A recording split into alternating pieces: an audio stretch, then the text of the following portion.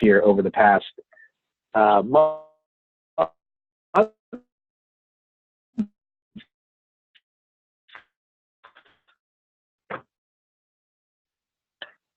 So kind of babbling on, if you can, everybody that's in the webinar right now, it's got about 40 people that have registered. People are still dropping in at lunch. Please raise your hand. This way we know that you can actually see the desktop.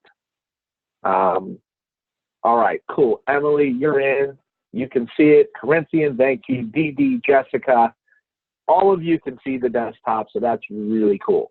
The next thing that I would like for you to do is that I can see the chat. The chat is basically an opportunity to be able to interact with me, Dennis Schroeder, your host for today's webinar.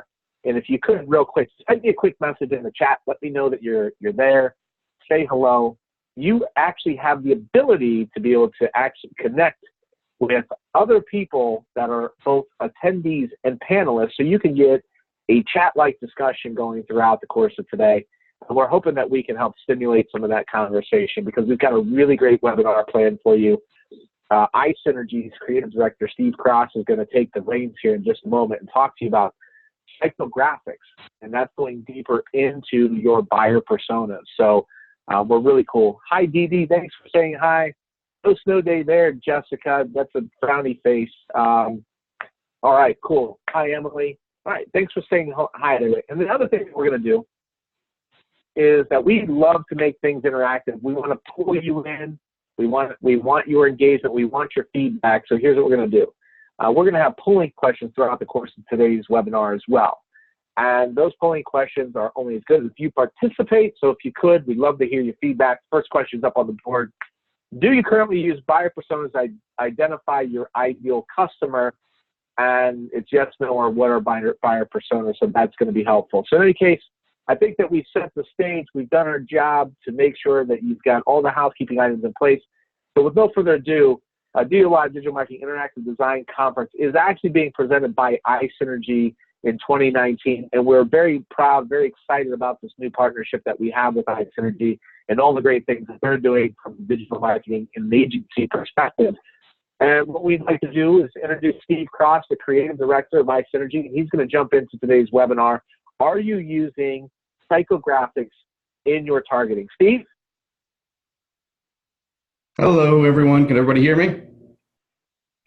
I can hear you loud and clear, man. Wonderful, wonderful. Just give you a quick background. I want to do just about me, about our agency, real fast. Give you 30 seconds. iSynergy, we're just a digital marketing agency. We do creative, we do ad placements, blah blah blah. Quick overview of the webinar. I wasn't sure where to begin with this, but I think Dennis will give me some help on the polling questions. But I'm going to break it down and start it below. Where, creating a buyer persona. I'm hoping and assuming that everybody here knows what a buyer persona is. So we're going to jump from there. Why it's important. You have to know who your audience is before you can target them, right? We have buyer persona. You always use demographics. When moving forward. Everybody knows about demographics, the age, gender, income, race, education, location, blah, blah, blah, geo, relationship, race, employment status, okay? When you're gonna move into psychographics, it's not easy. It's gonna take time and it's going to be never ending. Just a heads up. This isn't something you're gonna do while you're on this webinar today and then do this practice or this exercise while we're on here today, and you're going to go to market with it tomorrow. This is sometimes some exercises and some tactics here you can do, in a couple hours. Some you can do in a couple weeks. Some is going to take you a couple months. Some you're going to audit yourself once a year, quarterly, however you want to do it, by channel. So the next thing I want to tell you about, is the ROI on this time that you invest on psychographics is going to be higher than any other strategy that you ever do. just to let you know, you're going to have more insight into your consumer and who your audience is and who your buyer is than you've ever had before. Okay. So first up, buyer personas. What is a buyer persona? We talk to clients all the time. We ask them, who is your audience? What do they say? Well, I can sell something to everybody. Yeah, always. Especially if you have an e-commerce store. We talk to people. We try to identify their list segments. We try to identify their buyer personas. They think always, well, I want to be able to sell something to everyone. Well, that's great, but why do you need to define your buyer persona? You need to define it because who are your most, where do most of your transaction come from? Where is the highest ROI on your ad spend or your organic content, your paid media versus earned media, blah, blah, blah. So first thing you got to do is, some people are going to have one buyer persona. I don't recommend that. Some people are going to have 3 to 5. I always like to live in that 3 to 5 range, because then you have your priority list. You have your top priority, it's your good, better, and best. So defining that buyer persona, if you haven't ever done it, basically what you do is you walk yourself through who your buyer is. Is it a female that is between 35 and 40 that makes 70 grand, their household income, Caucasian, that has a college degree, maybe lives in Northeastern Ohio and is married, might have more than 1.5 children. And let's say she's a stay-at-home mom, but she's the decision maker. She's the driver in the home. Okay. That is one buyer persona. What you always do is a lot of platforms out there, they tell you to name your buyer persona. So we're going to name this one, I don't know, Betty, the whatever you want to call her. So then you have your second one, that it might be the male of that female, actually. Maybe it's the spouse. So there's a lot of crossover. Maybe it is a grandparent. Maybe it's somebody that's in, a baby boomer. Those are real easy to identify. Everybody has, their millennial, everybody has a baby boomer, blah, blah, blah. They have a market and they want to move into, that's a trending topic right now. How do I attack the millennials and how do I get to them? So, but what is demographics? Everything I just told you about the buyer persona that I just spoke and walked through is who your buyer is. It's tangible and it's quantifiable. That's the great part. It's very easy to define. The bad side of that is it limits you in your creative and your approach and your go-to-market.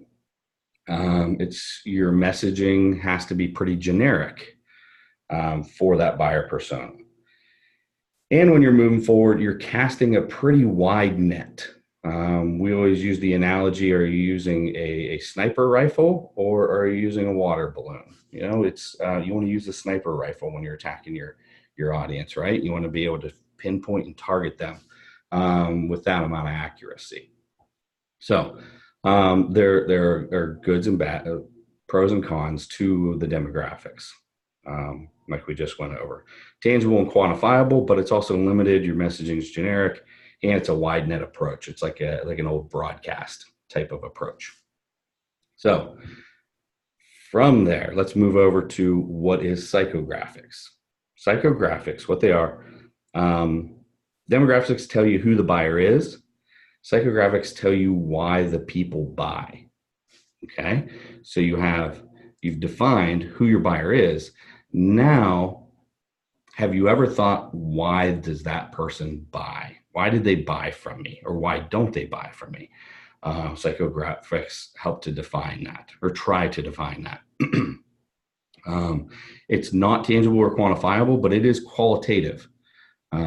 Meaning you can lean towards that, but you can't put a 9.5 on the Richter scale for it. Okay. Basically what it does is it provides your profile depth to your buyer persona. Okay. I don't think I need to, well, let's go over the how that can help you.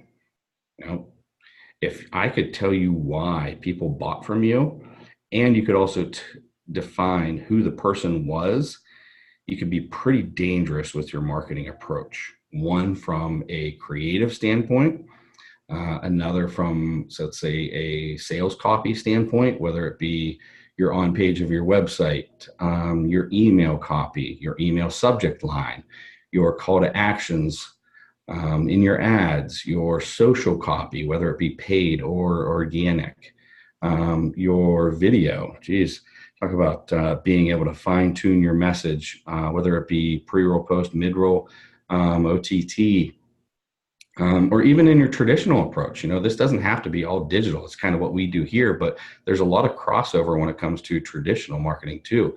If you could utilize all this data for your outdoor creative, your approach is going to be a heck of a lot better. Your messaging is going to be more well received by the exact audience that you want to receive it. Okay. Excuse me. So it's qualitative, provides the profile depth. Okay. Let's go over a little bit more in depth about what psychographics are. AIOs, activities, interests, and opinions.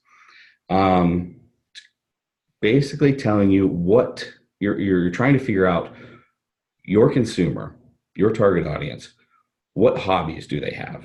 What are their interests outside of work and sleep? We already defined their employment and the demographics, but we want to know, what do you do after work? Where do you go? What are the hobbies that you have? Opinions and attitudes.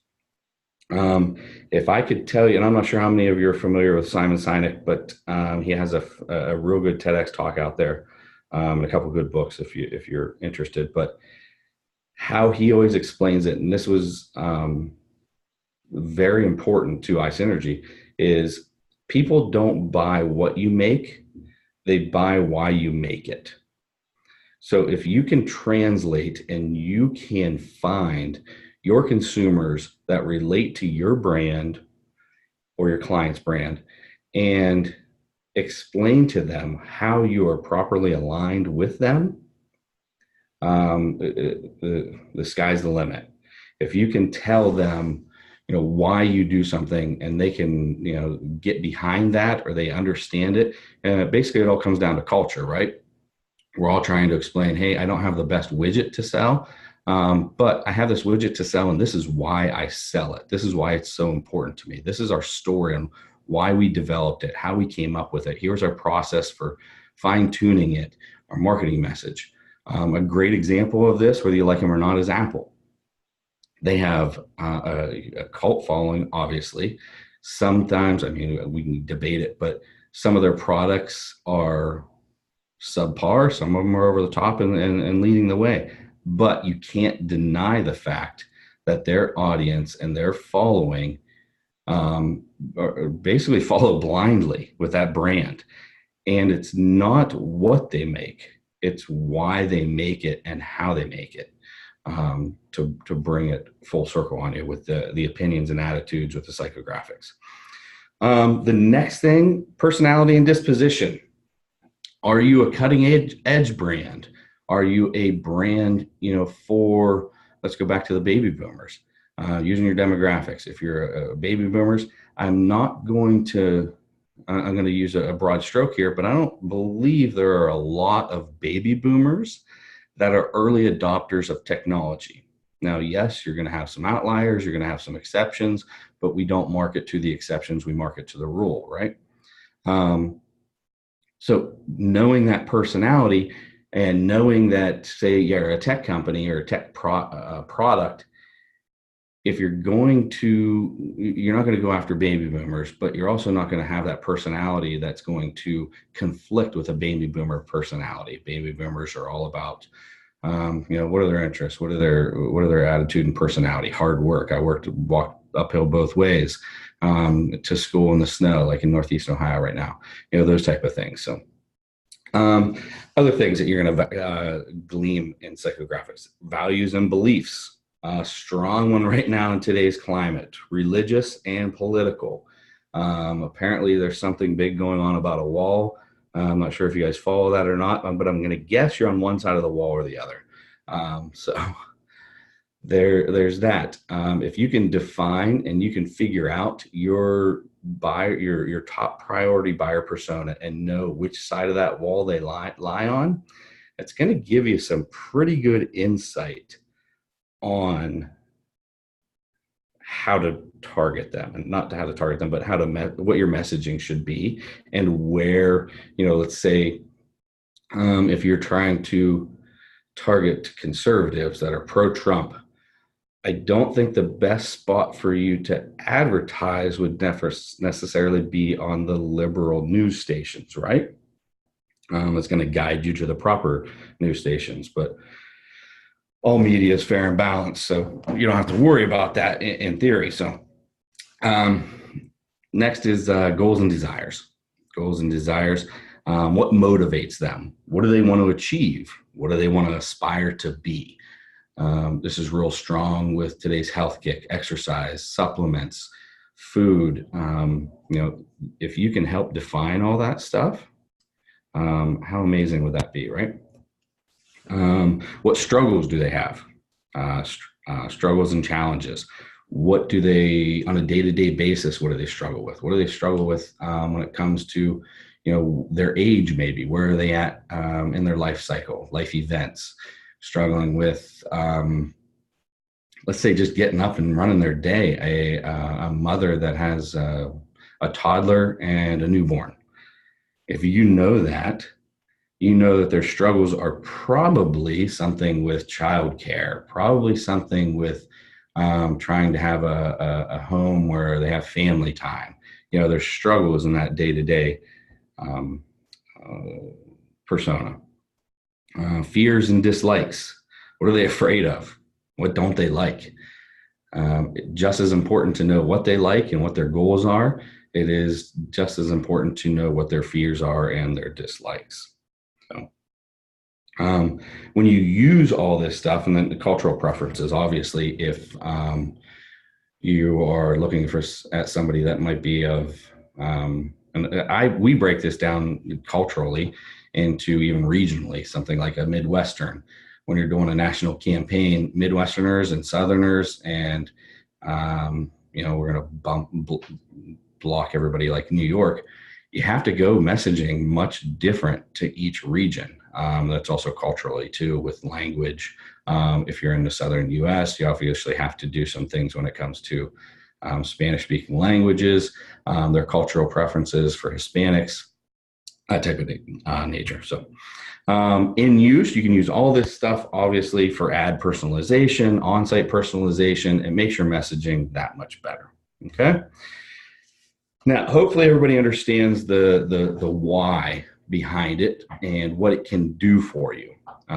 But what it always drills down to is, yeah, that's all great, Steve. Yes, this stuff, I can see the value in it. It's tremendous. If I knew all this stuff, I'd have some killer messaging. My ROI would be higher. My conversion rate would be higher, blah, blah, blah. But how do we achieve it? How do we get it? Question number one. So what I'm going to try and do is I'm going to share this next image, and let me know if you guys can see this one or not. Hey, Steve, this is Dennis, and we can see this. There's a question here that I think you're probably going to be addressing on this slide, but just to keep people engaged here, from Dee Dee, she says, how can you realistically obtain this information? Our clients often don't know their clients on this level. So maybe in this profiling tactics, you'll address some of that.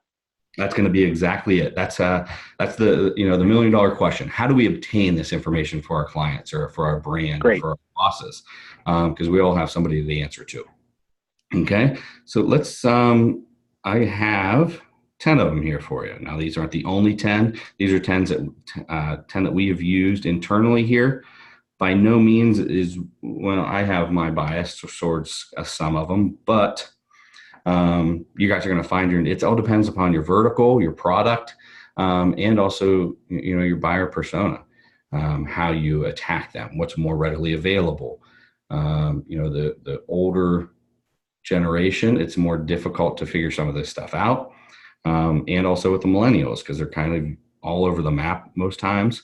And I think sometimes that's by design, but it all depends on, there's variables, I guess is what I'm saying, comes down to. First one, a day in the life, right? Sit down with your team. Most of these tactics are going to be group based, just because, two brains are better than one. We have brainstorming sessions here internally. Whether somebody's going to work on a project, a campaign, initiative, client, blah, blah, blah, we still bring them in and we do roundtables, because in a creative atmosphere, everybody has insight. Everybody has insight, whether it's good or bad, but we do our brainstorming sessions to try to let the cream rise to the top, I guess you could say. So a day in the life, what do? You literally walk through and put yourself in your persona's shoes from the second they wake up until the second they go to bed. And you document this. You put it pen to paper, you put it digitally, you put it on a whiteboard. You start when they wake up. Let's use the early 30s mother that has a toddler and the baby. There's some great insight to the second she opens her eyelids, or actually before she opens her eyelids, when she gets woken up, I bet. If you start when she's going to make her commute to work, if she's going to work, or she's staying home, or she's taking the kids to daycare, preschool, getting them on the bus, you're going to miss some huge insight here. And I don't think I need to go any further on that. But, is she getting woken up? Does she look at her phone within the first 5 seconds of waking up? Does she look at her phone or consume some media or turn on the local news within 10 minutes of waking up? Does she wake up? Does she tend to the children first, and then once she gets them up and gets breakfast started, then she tends to herself. Then she starts consuming some media. She jumps on social, or does maybe she has a toddler and a preschool or an elementary age. That mother may wake up and, for the first 30 minutes, she may be on social doing, making lunches. She's consuming some media. She's not putting that stuff off until after the children are tended to for the morning. You go through every single minute and every single hour of that person's day. Do it for a weekday, do it for a weekend. Very different, okay? And document it and then audit it. Because the first time you do it, you're going to miss 20 or 30 things. And the second time you do it, you're going to miss another 10 or 15 things. Document it, document it, document it. You can come up with lines of activity and what that persona goes through. You could have easily 200 to 300 lines of data. You just haven't put pen to paper. When you see it then in front of you, you're able to glean some insight from that data and from what that persona goes through in a day in their life. What else this is great for?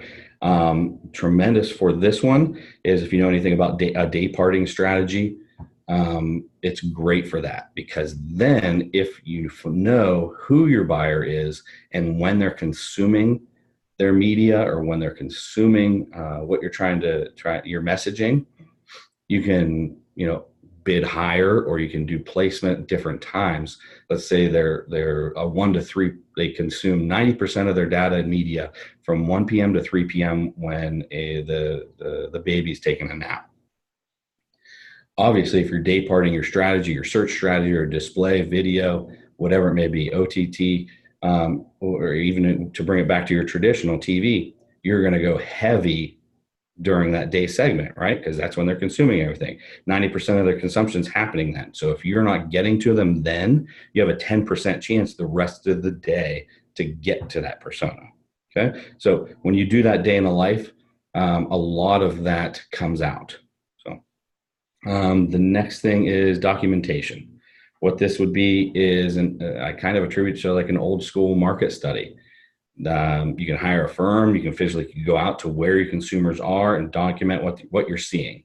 What are you seeing? What are they doing? Where are they at? Where did you go? Do you have a large focus group that you're taking a look at? Or is it a small group? Why is it a small group? Was it the day? Is it because you picked the wrong location? But document it. Write down what you're seeing, what you're hearing, why you think, what are the triggers for what you're seeing or hearing. This is just an old school approach of getting as much information as you can. And obviously it's not always available. If you're doing a national campaign and you're a local B2C brand, excuse me, you might not have the availability to do this. But one thing you can do also with this documentation tactic is you can record your incoming sales calls, right? The lot can be learned if you go back and audit and listen to your inbound phone calls. Even if they're service calls, they don't have to be sales. Service calls, existing customers, what are their pain points? What are they happy about? Nobody calls just to tell you they're happy, but what are they upset about? A lot can be taken out of that. You have that. That's information. Somebody knows it. They don't know why they know it, and they don't know that you need it on the sales and marketing side. But the service department has a lot of good information. You need to close that loop with your service department. Even fulfillment, let's say for an e-commerce store that does online, your fulfillment, it might just be the guy walking from the computer to the docks, shipping, but I guarantee you they have some great insight into this. They just don't know that you need it, and they don't even understand that they own that insight yet. But once you start having that conversation with them, it'll come out. Okay. Consumer life cycle. This is probably one that most people are more leaning to or might jump to first.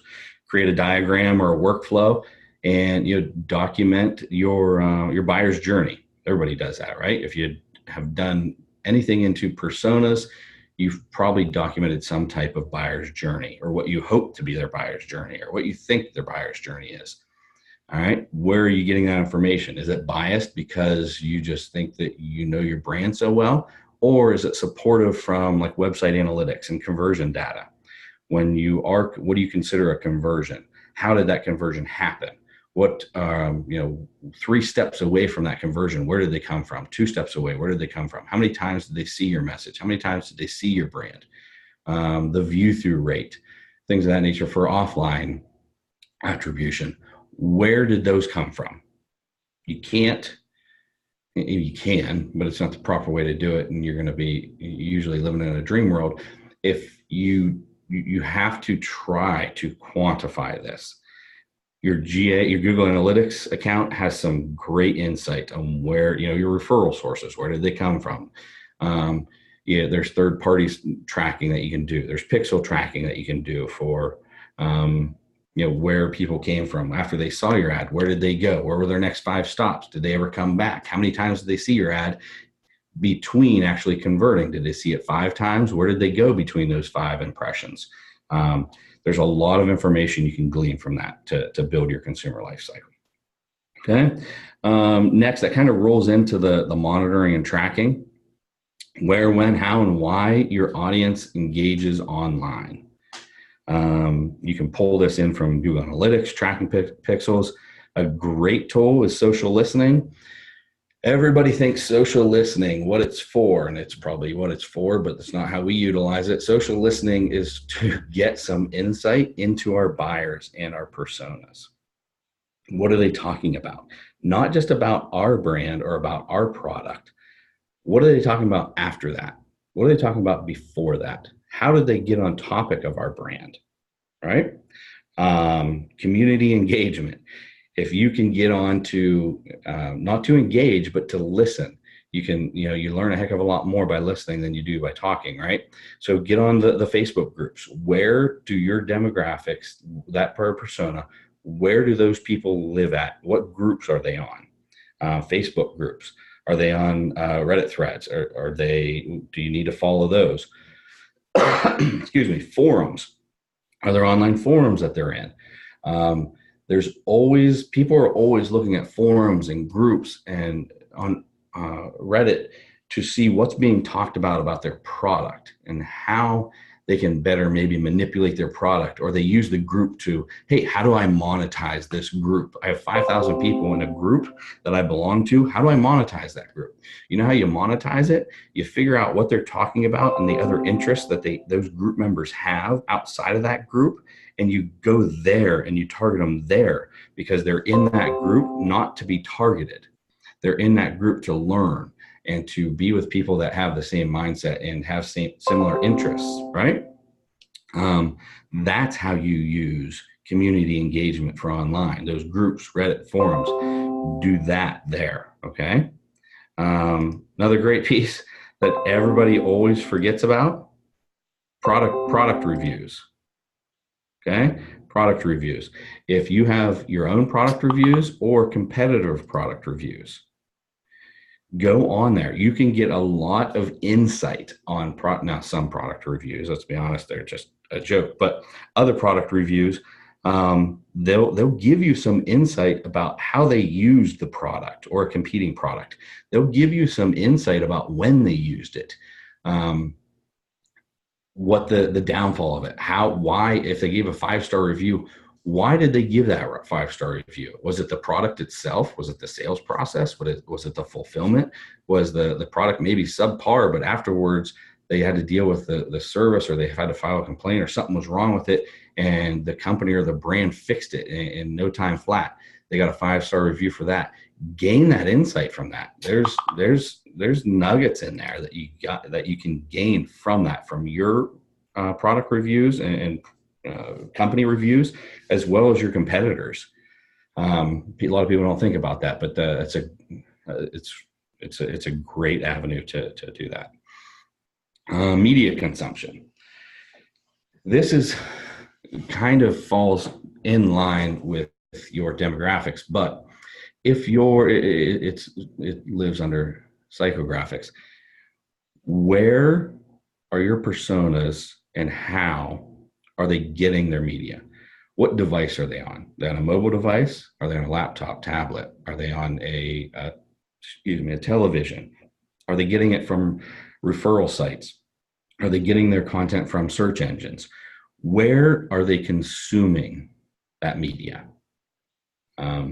A lot of people think, oh, they spend, a typical buyer persona, an old school buyer persona, they spend 1 to 1.5 hours a day on social. Okay. And then if you're really advanced, you're going to define which social channels they are. They're on Facebook for an hour and they're on Pinterest for a half an hour. Okay. That's great. But what else is there? What device are they on? Are they on a mobile phone? When it comes to this, I don't take into account too much the type of device when it comes to iOS or Android, but just knowing the form factor of the device. Is it a mobile? Is it, their laptop? If it's their laptop, you have a longer period because they can't just swipe real fast on you. But finding out that information, a lot of that comes from Google Analytics. A lot of that comes from the tracking, the pixels, and third-party tracking software. Okay. Content format. Now we talked about where they're getting their media from. Now, what type of format is that content coming to them at? Are they getting it by the way of videos, blogs, social, OTT, network TV, connected radio? If they're on, let's say, network TV or OTT, are they getting most of their content from Fox, CNN, ESPN? Are they consuming most of their content, getting it delivered and referred from influencers? Do they subscribe to blogs like RSS feeds? Email subscriptions. There's some crazy, scary ways to target people. If you want to target somebody that receives an email from, let's say, Kohl's department store, there's a way to know if your buyer, your top priority buyer persona, subscribes to Kohl's and you want to target them. There's a way to target people that receive emails from Kohl's and they subscribe to those emails. So just knowing where the type of content that they consume, and when you're going to find in the last tactic, you're going to find what type of media they're consuming. Now the format of which they're consuming it. If that mother, let's use that same use case. If that mother that has a toddler, let's say She has on network TV all day, Nickelodeon. Not directly, she's not the primary audience of that TV show, but you can bet that she's going to be around if you ever pay attention to that. Those commercials, they're probably 50-50 for the children and the parent of that child. So bring it offline to a traditional aspect. There's ways, and if you know that, then once again, your message can be better targeted. Okay. Trigger topics. This is an easy one. Trigger topic. What's a trigger topic? Animals. Let's say I have a soft spot in my heart for dogs. Yes, it would be amazing to know that about my buyer persona, right? That my top priority buyer persona, my A1 consumer, loves pets, but in particular loves dogs. Yes, if I have a health food, let's say I have a supplement, protein shake supplement. If I know how much better my messaging is going to be, if I know that my consumer loves pets and dogs, I'm going to throw a pet in every single one of them having fun drinking my supplement, right? Just better messaging. It's just advertising 101. Also, some other thing, environmental, food, travel. With that also, we can do, there's a such thing as, I'm not sure if anybody knows, but contextual retargeting. Contextual retargeting is, your consumer loves dogs. So you want to slice up your audience when you're doing some paid media, digital advertising. You want to slice it up and do contextual targeting. You want to target people that go to, let's say, animal shelter type websites. Every website on the internet is tracked and categorized by the IAB, so you can contextually retarget people that have a tendency or a recency to visit those type of that category of website. So now you have all these other demographic information, but now you can also, you're slicing up your data, say in demographics, which is in columns and vertically. Now you're going to slice it horizontally right down the middle, and your ad buy, your ROI is going to triple because your buyer persona visits those type of sites. So that's contextual retargeting. That's trigger topics. Topics, if they see your buyer persona sees something about that topic, they stop. Anything, food's a real big one. It's becoming less because everybody now thinks they're a foodie. But back in the, couple years ago, people followed food. They followed those restaurants. They followed the influencers and the celebrities when it came to food. So that was a real big one as well. Historical search. You can also do that as well, based upon somebody's search history months ago, or even years ago. Excuse me. The interview, it is what it is. Interview and survey. Where's the best information come? You want to know who your buyer is? Go ask them, right? Ask them. Why did you buy from us? Most buyers are pretty happy to do that. Sometimes you got to offer them an incentive. Pick up the phone, depending on, what type of, if you're a CPG, obviously you're not going to pick up the phone and talk to 5,000 orders a month. But if you have a longer buying cycle and it's say a B2B, pick up the phone, email them, ask them if you can get their ear for 5 minutes. Why did you buy from us? Was it, most of them are going to default and go the easy route. Well, it was price. Well, it's because you were located a little bit closer. Well, but then after you dig a little bit, and most times I feel like people are just afraid to do this because they got the sale and now they're afraid to talk to them anymore. But that's the best time to talk to them. They already said yes to you. That's like, asking a girl out to a date and her saying yes, and then you not asking her and actually fulfilling the date. Go through with it. Do it. Ask the consumer why they purchased from you. They're going to give you some great insight.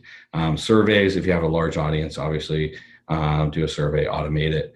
Even if you get a 1% return on it, you're going to be able to get some insight. It's going to be valuable somehow. You're going to utilize that. Other thing is, if you're a B2B person, like we are here, I lose deals. I don't win every sale. I always ask, why did I lose it? Why'd you go with the other company? I just want to get better. Was it just not a good fit? You didn't like our culture. We came with a bad strategy. We missed the mark on the goal. We had a different focus. What was it? You can learn just as much from the ones you lose as you can from the ones you win. And A/B testing. What's that? Obviously, you just A/B test, optimize and fine tune to bring to light the audience's tendencies. Just get better and better. It's ongoing. You should be doing that tactic anyway with all your creative and your organic posting when it comes to social. But test, get better. A/B, only test one thing at a time. You have to have a focus group and you have to have a test. And finally, use a DMP. DMP, I went through all the hard pieces first. The last one, the DMP, it's a digital marketing platform. They already have, with Business Intelligence, BI, if you guys are familiar with BI, look it up. You'll go down a rabbit hole with some content there. But Business Intelligence, these DMPs, you can go to them and say, this is my product. This is who I think my buyer persona is. And they already have these consumer profiles built out way better than you'll probably ever be able to yourself. Okay. Obviously there's a fee involved in that. So what's your time worth compared to just outsourcing and have somebody else do it? But you can ask a DMP or an agency to do that for you. So those are 10 tactics to gather that information. Some are in line with traditional thinking. Some are outside the box. Some, like I said, I like better than others, and some have a higher success rate, but it all depends on who your buyer persona is, who your audience is, how large, how small, what vertical you're in, B2B, B2C, different things of that nature. But that's how you acquire them. And that's how we've had seen the most success here. All that being said, I do have some takeaways here, some links. Because these DMPs, do you know how they target you? Do you know how they have consumer profiles, and do you know how they have you profiled? So what I'm going to do, I'm going to give to Dennis, I have a couple links here. One is a Facebook link, and what it does is it tells you, and I'm not sure if you guys know about this or not, but if somebody can glean some insight from it, it tells you how you are profiled. So I'm going to send that link to him, and because that's public, Facebook has to tell you. Depending on how much you believe Facebook, but they have to tell you how they have you profiled based on your interests, your hobbies, your personal life, your employment, your education, different categories. Then also Google has the same exact thing based upon a Google profile. I'm going to give that to Dennis, and I'm sure he's going to send, I believe, this recording out. He'll send that one out. There's actually one Facebook link.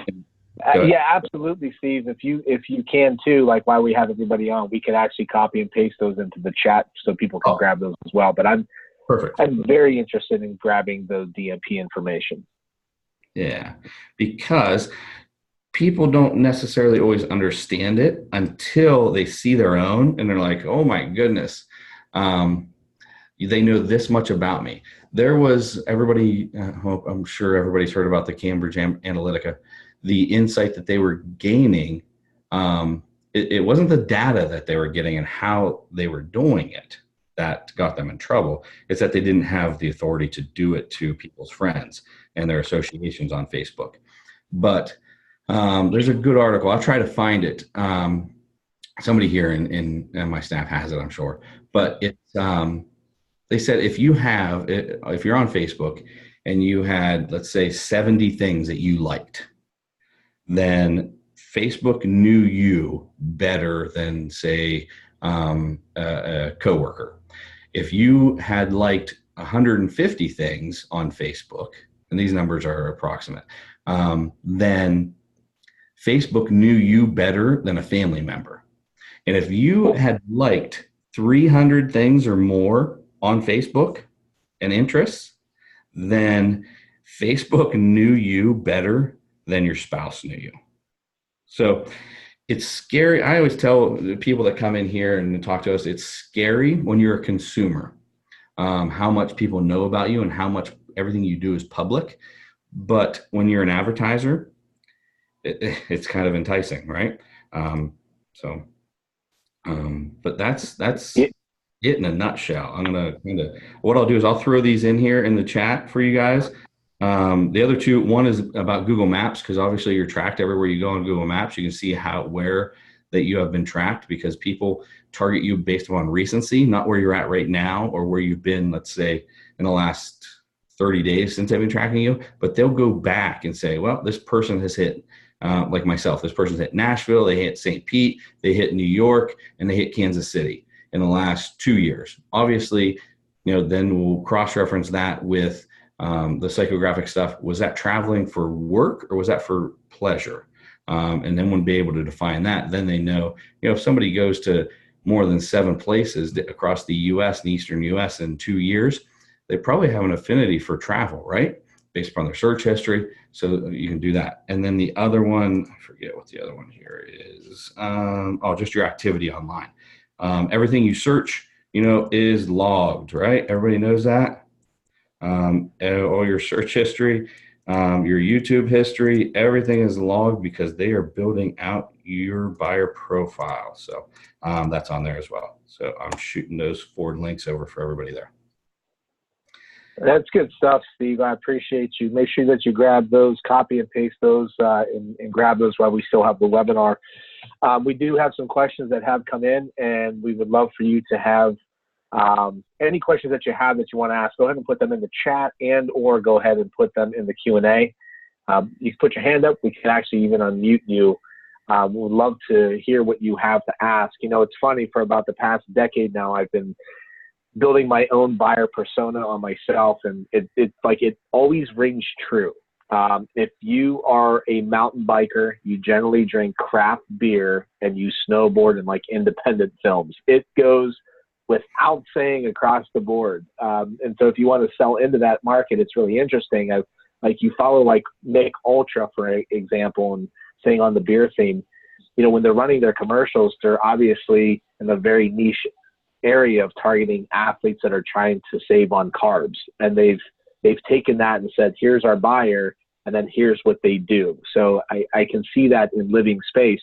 The one question that we have come in is something that I've also been thinking about for a long while as well, is that when there is a concert, certain bands have certain obviously built-in demographics and followings. What do you think you can glean from a concert when there is various artists that are playing, whatever genre? Is that an opportunity to go out and try and find buyer personas and the psychographic behaviors behind people that when they're attending concerts? Absolutely. First thing I would do, it's called an event fence. It's just a geofence for a certain time. I'd event fence a conference, follow the people around. What else do they hit? Let's say it's in Youngstown, Ohio, last night was John Mellencamp. I'm sure everybody from, mid 30s, early 30s, all the way up to the baby boomers went to that concert. What am I trying to find after that? If I event fence that concert, they left Stambaugh. Where did they go in the next 3 days? Where did they go out to eat afterwards? Did they go straight home? Did they get drinks afterwards? Then for the next 2 weeks, what's their buying habits? Do they go to large retail stores? Do they go to fast food? Do they go to quick serve? Once you find all that data and that information, then, based upon different algorithms, because you're gathering that through a DMP, all that will give you insight into the psychographics of, this is where they work at, type of work that they work at, and they eat fast food more than twice a week. They have they shop retail, let's say at Fin Feather Fur. They went there more than 2 times this month. So I'm sure that there's some type of interest there when it comes to hunting, fishing, outdoor life. So then you're buying that, you're building it out from there. That's how I would do it. Awesome feedback, man. Any other questions for Steve? I have to get back into the chat here. Thank you for everybody for dropping by today. Really appreciate. We have our future webinars, I guess, or a question about future webinars. What would you like to see us cover on a future webinar? Please go ahead, and it's multiple choice, multiple answers, so you can go ahead and just pretty much fill in whatever it is that you want there. Are there any questions? Are there any additional questions that you may have for Steve? Really appreciate all the knowledge and information. This webinar was recorded today. While we wait to see if there's any additional questions, we'll put a few of these events in the chat. But there are some upcoming events that we would like to make all of you aware of. If you're interested in speaking at DoYo Live in 2019, our conference is coming back on October 17th and 18th. We've had over 60 people speak in our first 3 years on the how-tos of marketing and subject matter like the information that Steve just presented here. So you can go to doyolive.com and go ahead and get your talk in. We're accepting talks up to February 27th. On March 8th, I am actually speaking at a Boost Your Business event. For any of you that are in the Hermitage, Sharon area, there is an all-day event to help business owners out, entrepreneurs. I'm going to be talking on the fundamentals of social media. And then back on March 19th, the City of You webinar. So RJ Thompson, who actually designed our website back 4.5 years ago and is the driver behind the City of You marketing campaign, is going to be featured on a webinar in March. And March is obviously going to be a busy month for me. YSU Brown Bag Series. This is put on by Adam Earnhardt out of the School of Communications. It's a free event. I'm going to be presenting about an hour and a half long on Facebook Live. We've gone live over 250 times with DoYo Live, so we know a little bit of the ins and outs of that. I will also be at Career Day at Cardinal Mooney High School on March 28th. It's not really open to the public, but then on March 29th, I'm doing a Facebook deep dive workshop. That is a paid-for workshop. I'm giving you some incentives to come to DoYo Live as a part of that because our early bird ticket sales actually end on, I don't know if it's March 31st or they go up on April 1st, but in any case, on April 1st, tickets go up to full price. So you've got an option to do that. So we want to let you know about those events. We'll make sure that we put some of those links here out there so that you can investigate those further. If there are no more questions, I just really appreciate everybody dropping by today. More importantly, as well, I appreciate, Steve, your expertise and knowledge on the topic of going deeper beyond buyer personas and psychographics that I know that we're going to be able to implement, use into some of our marketing efforts here at DoYo Live. I appreciate again as well that you guys are behind the DoYo Live machine this year as a presenting sponsor. So thank you very much. Everybody that is interested, make sure that you grab those links. Also, if you can, if you have any needs in your digital marketing strategy, want to discuss this further, we'll make sure that you can email myself and set you up some time with Steve and his team so that you can have that. Steve, any closing thoughts? None here. Thanks, everybody. Thank you, everybody. Everybody have a wonderful day. Thanks so much. We'll see you.